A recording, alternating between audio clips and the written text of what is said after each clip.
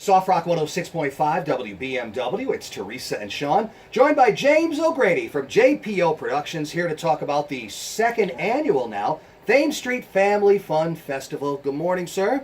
Good morning, Sean. Good morning, Teresa. So, James O'Grady, I was on the Groton side last year, and I think last year was the inaugural Thames Street Family Fun Festival, and you did a good job, Mr. O'Grady, but now here is year two, and you're getting a jump on it right now, right? Yes, we're getting an early start.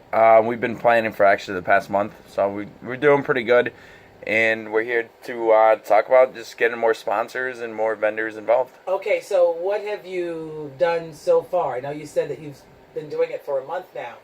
Yes, so we pretty much went over the layout again from what we did last year, and we're coming up with new activities for the kids, coming up with new sponsors, pretty much just trying to build this up and actually reach out to the community, because that's kind of what we were lacking last year, because we didn't have enough time to reach out and get everybody involved. So that's what we've been doing for the past month. Well, let's talk about what exactly you're looking for. I know you mentioned sponsors, and I know you mentioned vendors. Any particular type of vendors?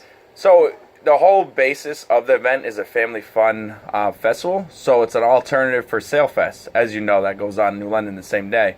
We're just trying to build the community up. So we're trying to get more local people involved, more activities going on. We want to kind of think out of the box, because we don't want this to be like a typical event where you just go in and just do a couple things. We want it to be a whole experience where families can enjoy themselves for, maybe an hour to 2 hours while they wait for the fireworks.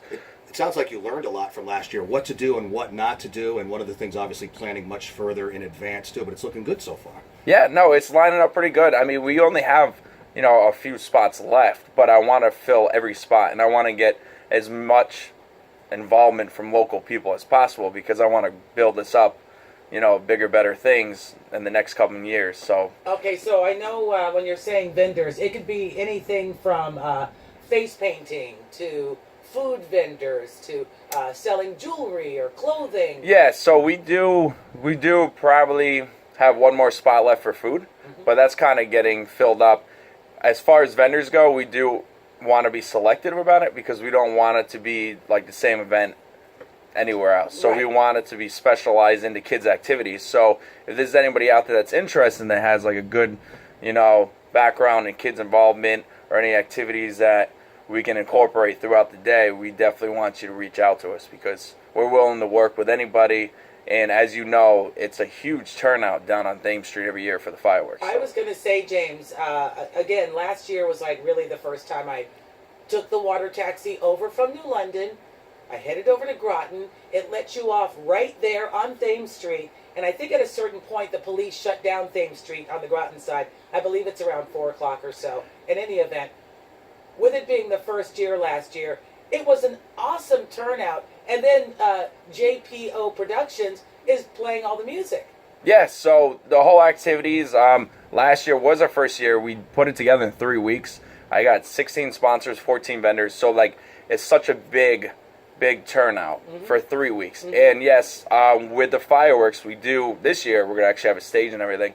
And we're going to be broadcasting the music again for the fireworks. So it's a perfect spot to come down with your family to enjoy the fireworks, because we're going to be streaming live the music that's synced to the fireworks and our lounge system. And now that we have our stage coming, it's going to be even louder this year. So since we're getting on this early, sponsors, vendors, how do they get a hold of you if they want to get involved? So they can give me a call. My personal phone number is 860-941-7395.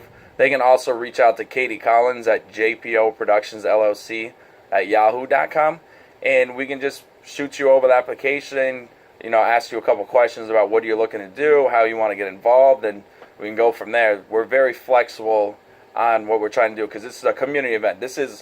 We are a for-profit business, but this is a non-profit venture that we're trying to put together for the community. So we are flexible. All the money that we're raising for this event is going back into it, and I'm happy to discuss that with anybody who's would like information about that. Okay, well, the Thames Street Family Fun Festival, set a reminder in your smartphone for July 13th. That's obviously the date of the fireworks at 4 p.m. and at 355 Thames Street in Groton. That's where everybody's going to be hanging out. And James O'Grady from JPO Productions will be spinning the tunes. I can't think of any other way to put it. Yes, we will be having family fun music all day. This is me last year to James. I'm texting James going, James, turn it up! Turn it up! And then he's texting me back, how's that? Perfect. Yes. You did a great job, though, last Thank year. you. And we hope you do a better job this year. Oh, it's going to be amazing. I'm excited for it. So. All right, my friend. That'll work. Cool. All right, thank you. That's what we're going to do. Now, how many people do you know that could just frickin' walk into our